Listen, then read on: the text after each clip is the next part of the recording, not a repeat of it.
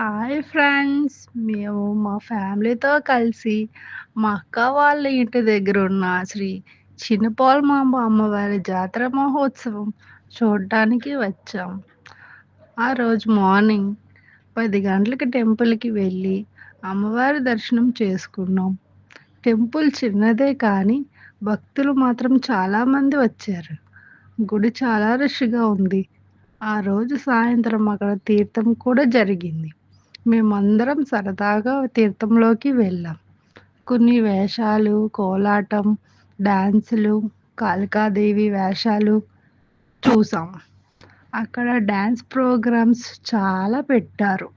అన్నిటినీ అలా చూసుకుంటూ వచ్చేసాం. కానీ పండగ మాత్రం చాలా బాగా జరిగింది. మేమందరం చాలా చాలా ఎంజాయ్ చేసాం. Thank you.